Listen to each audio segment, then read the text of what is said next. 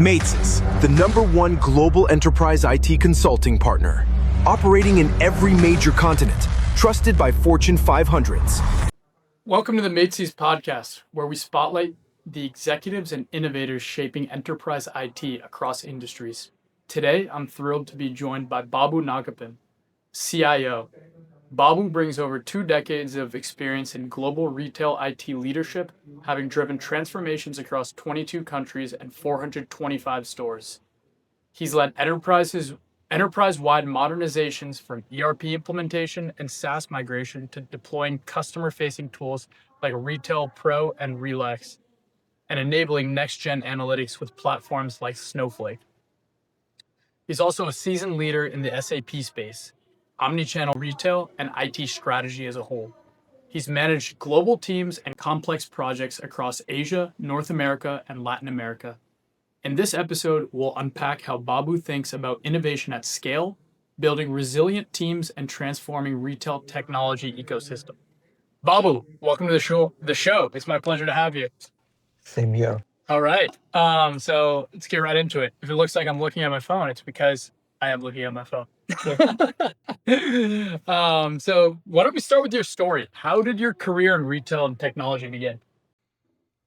My career, I had always interest in computers. When I was in my 6th grade, where we used to learn typewriting as a skill, there was no computers. They opened up a first computer center in the town where I grew up from.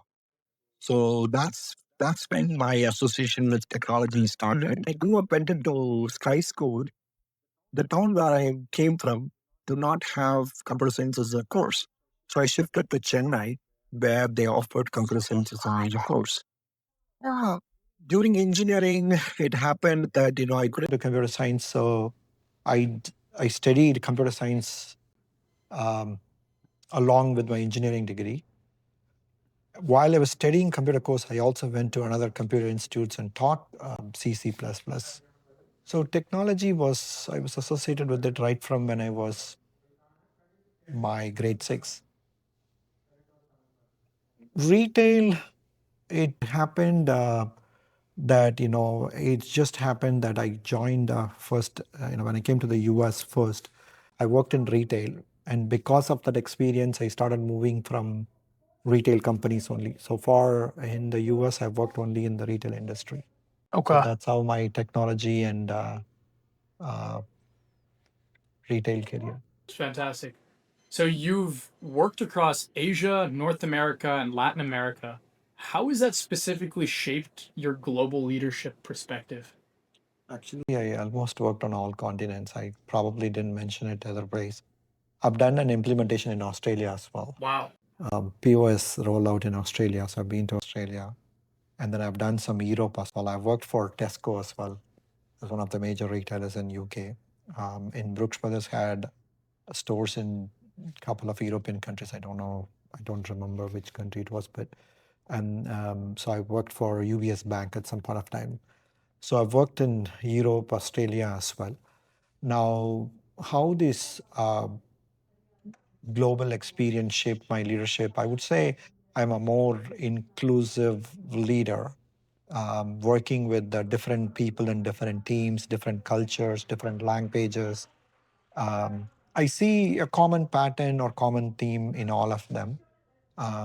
It doesn't matter where they are from, whether Asia or Middle East or Australia or US. Skills are there everywhere. It's just that we don't tap into the right talent. There are some amazing talents in Latin America as well.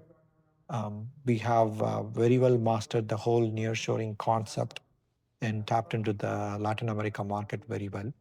So the one thing I've learned is language used to be the barrier in old days. But in these recent years, what I've learned with the technologies, language shouldn't be the barrier. And we should be able to tap into all those talents pools everywhere. Okay, that definitely makes sense. How has your role as chief information officer evolved over the past few decades? When I started a career in technology, I've seen as IT as a back office or a cost center where IT is only there to do what business wants to do. They want to implement a new payroll system. IT did it. And most CIOs reported into a COO or a CFO or other C-suite individuals. But what I am seeing here is they are even renaming the CIO as Chief Digital Officers or Chief Innovation Officers. You call a different name these days. IT is on the forefront. IT is not anymore the back office or cost center systems. IT enables the business growth, it takes the business to the next level. With AI coming into the world, without IT, the business can't take it to its next step. So I see the CIO role as the forefront in enabling the business growth, expansion. IT is driving this. IT is the enabler. Wow. Yeah, no, I've definitely seen that shift as well. And, even the naming, the CDO, from the traditional, VP reporting to CFO type dynamic. So tell me a little bit about the ERP and POS transformations that you've led globally. What lessons specifically stand out from, the implementing systems such as SAP, Retail Pro, Relax, to name a few? Sure. I've done a lot of retail implementations throughout my career. I've seen many softwares as well. There are unique challenges in each country. Every country, we're just selling the product, but the tax or local regulations and stuff. But there are certain things common across the country. Doesn't matter if you implement this in 20 countries or 5 continents or one country. Actually, honestly speaking, implementing within the states in US is more complex than implementing in some of the countries because every state in the US has its own law, especially when you talk about Massachusetts and California has very specific tax laws. So I found it implementing outside of the US is actually easy, much easier, but it has its own challenge. Especially the local and compliance requirements are very strict. The way how we handle these things are, there are a lot of commonality. Whether you go to India or Australia or China, you're selling a product and that has a price, that has promotions, that has customer associated with it. So those common functionalities you develop as a cookie cutter. So once you've done it, that's the same thing across different countries. So we've done that. And there are countries that are very exceptional. So for example, if you take within the US, Massachusetts and California has specific tax laws. But if you take that first and try to solve that first, then you will not be able to move forward quickly. So get the things that are straightforward, easy to implement first, and keep the complex ones, keep working through them parallelly so you don't lose time. So that's how we manage those transformations. When you talk about SAP or any kind of SaaS solutions, the best way to achieve success is the greenfield implementation. And it's very easy to say that and get it implemented in a greenfield implementation, but you have to ask the question, why do we have the same process? What benefit brings in? How does it iterate by implementing out of the box versus doing this customization? That business value have to be done and keep it as much as possible vanilla implementation, then we can hit on time or on budget projects. Yeah, makes sense. Kind of piggybacking off that, final thought you had. Is there a specific strategy that you deploy when keeping business stakeholders engaged throughout, a very long SAP or greenfield implementation? It's a tough thing, you have to over communicate. Sometimes it's also becoming challenge Right. because you need information from your different teams. You don't get that information right up. And the business executives, when they are not well informed, they get really upset. Right. What will be beneficial for complex implementations like that is to have a separate dedicated change management team, in one of them focusing just on communication aspect of it. So that's the best way to keep the business leaders engaged and included in those communications. OCMT. OCM, exactly. Right. So how do you leverage data platforms like Snowflake to power decision-making and digital integration? So yes, so all the data is brought into data warehouse. We are currently using Snowflake, but there are a lot of other tools like Databricks as well. I've been evaluating that as well. The technology has evolved so much where, it's some of those intelligence is very easy to implement on the cloud, very flexible. You don't need to, you can scale as needed and scale down as needed. That's on the cloud. So and you can also have access to a lot of data more easily. Let's say you want to compare against the weather data, or you want to compare against other publicly available data. In the past, those things you have to write some integration and stuff. But building platforms, building your business intelligence on top of platforms like Snowflake makes those data easily accessible to you. So most of the decisions are taken with the data what you have, garbage in, garbage out. So if your data is bad, you make bad decisions. Whether it is, you're doing your merchandise planning or your marketing campaign or your promotional decisions, pricing decisions, everything is or where to open up a store. Everything is based upon the data, underlying data. So data is going to be the foundation for the going forward the AI world. If you have a bad data, then it doesn't matter. You have 10 or 20 innovations. All your outcomes are going to be bad. That's true.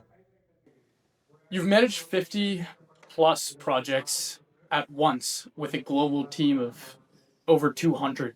How do you prioritize and execute effectively at that large of a scale? 50 plus project over a period of time, not at the same time. It's we need to understand which one has the major business benefit. So prioritizing that is very, very key. So the ones that has some big business impacts cannot slip, and everyone have to understand. When you manage more than even one project, everyone in the team has to understand which one can't compromise, which one can be compromised. So if you give that guidance to the team, so the critical projects are kept on track, go by priority. Some of the projects could be delayed, and if that's a less business impact, don't penalize the team, don't stress on those things. Focus on the major initiatives, the high impact ones. Mission critical. Mission critical. What's your approach to balancing innovation with operational stability, specifically in a retail environment? I know you touched on it, but I'd like to get a little deeper. It's like a work-life balance. You need both. Right. Because I believe, it's my humble opinion, that most companies that have filed bankruptcy have failed to innovate their technology. That's why they had to go bankruptcy. So innovation is very key, but not at the cost of operational stability. You can't compromise your retail systems during your peak selling season, whether it is Father's Day, Mother's Day, or July 4th holiday, or Thanksgiving, Christmas. Those high selling seasons, systems should operate. So most retailers that I worked with, how we have done the retail rollouts, of course, we do a test and stuff, and then we pilot on a store, which is a low-key market, not one of the busiest place. And if that pilot is successful, there is a pattern of rollout pattern where those innovations are rolled out, tested before it goes into mass. 1 store, 2 stores, 3 stores, it looks good for a week, for a month, then we roll out. That's how we make sure that there is operational stability as well. That makes sense. What role does AI, and I know automation gets lumped under AI as well, but yeah, what role does AI and automation play in your IT roadmap? No, actually, many people are thinking automation is AI. That's not true. Right. And earlier in a different conversation we both were having, I was talking about 60 to 90 AI apps are being delivered. Right. But actually, if you closely look at those things, they call it as AI apps. But then if you drill into it, they would say AI powered. Yeah. It's very different. AI powered is very different from its AI. So the number one challenge, where it's me or my peers have, is which one is truly an AI platform and which one is AI powered platforms. So half of them are really, they use AI to develop that platform. They are not providing AI. So we are carefully ensuring that there is some part of an AI element in it. For example, if it's a contract management, what things can that do? Can it just scan a document? It reads everything and enters the data entry, simplifies the data entry management. Those are the things we are looking at. Definitely the key areas like merchandise allocation, replenishment, we are obviously using it. Trying to use in the customer segment, loyalty segment is something we are also trying to address. There is a lot of interest in, like you said, where there are, we talked about Gen AI, people wanting to do, we talked about Gen AI, then now this 2025 is all about agentic AI, where there's a lot of work automation is happening. A lot of requests coming our way to where, today people are doing things manually. The agentic AI can do this easily. But yes, the objective is not about, yes, I can enhance somebody's life, but there are more business values that has to be addressed first. That's what we are focusing right now. Agentic AI is of high interest, but I personally believe the companies are not 100% ready to get there yet. They need their underlying ERP steady, stable, strong, and they need their data structure proper. Like I said before, garbage in, garbage out. So there's no point in doing all those things when you don't have an underlying, your organization is not ready, your resources are not ready, then there's no point in going towards those things. But yes, every project, every technology initiative has AI as a component, and we make sure is part of it. Okay. And I know we touched on this a little bit now and more in our previous conversation, but I wanted to ask you again, how do you build alignment between IT and business leadership on a global scale? Periodic through steering committee meetings, executive meetings, and sometimes we have weekly operational reviews. If something makes sense to update, we update. On large scale implementation, it is very important to stay in close touch with them, whether it is the overhead meeting, steering meeting, or weekly report meeting. It could be on simply email. So when we did a SAP implementation, on a daily basis, when there are things are very critical, I communicated on a daily basis. Sometimes it might look over communicating, but over communicating is better than not communicating. Right. Okay. Makes sense. Makes me feel good in sales. You've been recognized for innovation and excellence throughout your career. What do you think makes a strong IT leader, specifically in retail today? So if you have to be in retail and retail leader, you need to think like you are the chief merchandising officer or a chief marketing officer.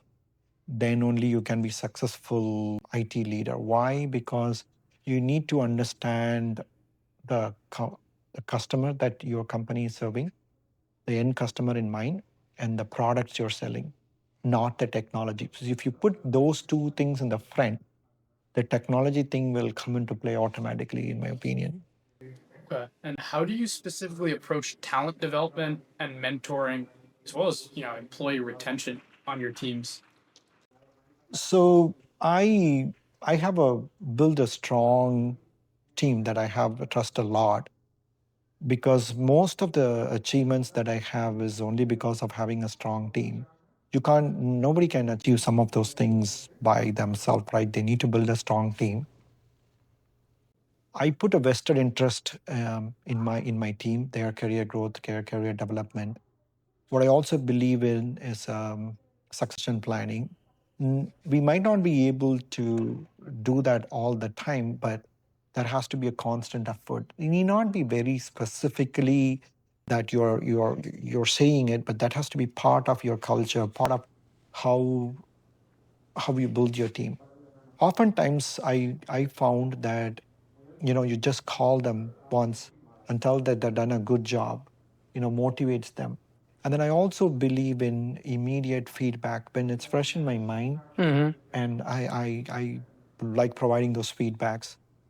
And because there is a trust, my feedbacks are not taken as criticism by my team. But sometimes they might have, I don't know, but I would love to give that feedback to them. I would rather provide that feedback irrespective of what they feel, how they feel. And I believe in them correcting that. And I also seek for feedbacks as well for myself. I still have mentors. I talk to a lot of my mentors on a weekly basis. And I am also mentoring in the last 5 to 6 years a lot of UTD students. Oh, nice. Master's degree students. I've been mentoring them as well. So I believe in mentoring, coaching, providing constructive feedbacks. I strongly believe in them. That's fantastic. No, that's very key in ingraining that in your culture when you're building out teams for them to have a vested interest in your strategic goals. So yeah, very, very good point that you drove home here. What advice would you give to future CIOs stepping into transformation-heavy roles? Maybe they have a greenfield SAP on public cloud migration dropped on their desk and they don't know where to start. Make sure you think through the long-term values. Make sure you are not deviating from your original scope. And that is the most toughest thing, is to easily deviate from where we started. Because everyone wants to solve all the problems at the same time. As long as we realize we can't solve the entire problem, what is the most critical problem to solve? Keep that as a focus and progress. You heard somebody say earlier in our conversation, progression and not perfection. That is very, very important. So if you're striving for perfection and not making progress, then you are never going to make progress in the projects. Now, looking back on your global journey, what are you most proud of? I'm most proud of a lot of things, but one thing it's been almost 10 years, but I won an innovation award in Brooks Brothers. Maybe that's what you noticed and asked me about. The 2 days they followed me, taking video about me as what I do, and they interviewed a lot of my colleagues. They are very near and dear to me. That video is still available online. I watched them 100 times, more than 100 times. And I got that award in less than a year. I'm very proud of that. That was for a retail implementation across many continents, including Singapore, Malaysia, Hong Kong, Australia, US, Canada. So we did a point of sale implementation. I collaborated with many business stakeholders, operations, finance, merchandising. So we did it in a very short time frame. And interestingly, my success story went out to my ex-colleagues in Payless too. They called me and I provided some of my recommendations to Payless from an outside Brooks Brothers company. And then 2-3 years down the line, I came back to Payless, did the POS implementation, different software, but made another POS implementation. So I was really proud of that award that I got in 2015. Even though it's been 10 years, it's still near and dear to me. That's a great. Sounds like a great experience. I'll definitely watch that when I get home.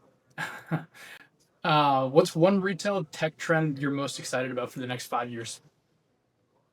Next 5 years, honestly, no one can predict what's going to happen because things change so rapidly, so fastly.